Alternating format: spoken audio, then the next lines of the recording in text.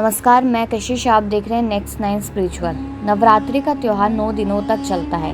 इन 9 दिनों में माँ दुर्गा के अलग अलग स्वरूपों की उपासना की जाती है। नवरात्रि का पहला दिन माँ दुर्गा के शैलपुत्री स्वरूप को समर्पित है। पर्वतराज हिमालय के गर्भपुत्री रूप में उत्पन्न होने के कारण इनका नाम शैलपुत्री पड़ा। नवरात्रि पूजन में पहले दिन इनकी उपासना का विधान है। तो आइए बताते हैं कि क्या है पूजा विधि और क्या है कथा। पूजा विधि की बात की जाए तो माँ का ये स्वरूप बेहद ही शुभ माना जाता है। इनके एक हाथ में त्रिशूल और दूसरे हाथ में कमल है और एक देवी वृषभ पर विराजमान है जो संपूर्ण हिमालय पर राज करती है। नवरात्रि के पहले दिन माँ शैलपुत्री की पूजा करने के लिए इनकी तस्वीर रखें और उसके नीचे लकड़ी की चौकी पर लाल वस्त्र बिछाएं। इसके ऊपर केसर से शौन लिखें और मनोकामना पूर्ति गुटिका रखें। इसके बाद हाथ में लाल फूल लेकर शैलपुत्री देवी का ध्यान करें और इस मंत्र का जाप करें। ओम हेम ह्रीम क्लीम चामुंडाय विच्चे ओम शैलपुत्री देवाय नमः। मंत्र के साथ ही हाथ में लिए गए फूल मनोकामना गुटिका एवं माँ की तस्वीर के ऊपर छोड़ दें। इसके बाद माता को भोग लगाएं और उनके मंत्रों का जाप करें। यह जाप कम से कम 108 बार होना चाहिए। अब प्रसाद की बात कर लेते हैं। माँ शैलपुत्री के चरणों में गाय का घी अर्पित करने से भक्तों को आरोग्य का आशीर्वाद मिलता है। इससे व्यक्ति का मन एवं शरीर दोनों ही निरोगी रहते हैं। तो आइए आपको बताते हैं माँ शैलपुत्री की कथा। एक बार प्रजापति दक्ष ने एक बहुत बड़ा यज्ञ किया। इसमें उन्होंने सारे देवताओं को अपना अपना यज्ञ भाग प्राप्त करने के लिए निमंत्रित किया, लेकिन शंकर जी को उन्होंने इस यज्ञ में निमंत्रित नहीं किया।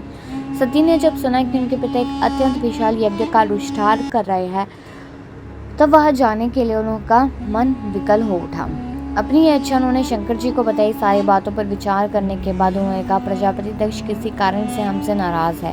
अपने यज्ञ में उन्होंने सारे देवताओं को निमंत्रित किया है, उनके यज्ञ व भाग भी उन्हें समर्पित किए हैं, लेकिन हमें जानबूझकर नहीं बुलाया, कोई सूचना तक नहीं भेजी है। ऐसी स्थिति में तुम्हारा वहाँ जाना सही नहीं होगा।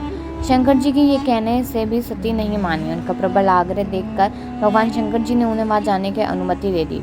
सती ने पिता के घर पहुंचकर देखा कि कोई भी उनसे आदर और प्रेम से साथ बातचीत नहीं कर रहा है। केवल उनकी माता ने स्नेह से उन्हें गले लगाया। बहनों की बातों में व्यंग्य और उपहास के भाव भरे हुए थे।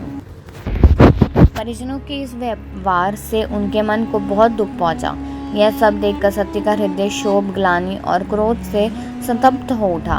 उन्होंने सोचा, भगवान शंकर जी की बात ना मान यहाँ आकर मैंने बहुत बड़ी गलती की है। वह अपने पति भगवान शंकर के इस अपमान को सह न सकी। उन्होंने अपने उस रूप को तत्क्षण वही योगानिन द्वारा जलाकर भस्म कर दिया। वज्रपात के समय इस दारुण दुखद घटना को सुनकर शंकर जी ने क्रोधित हुए और अपने गणों को भेजकर दक्ष के उस यज्ञ का पूर्णतः विध्वंस करा दिया। सती ने योगानिन द्वारा अपने शरीर को भस्म कर अगले जन्म में शैलराज हिमालय की पुत्री के रूप में जन्म लिया। इस बार वे शैलपुत्री नाम से विख्यात हुई। ये जानकारी आपको कैसी लगी है कमेंट कर ज़रूर बताइएगा। वीडियो को लाइक और शेयर करना ना भूलें।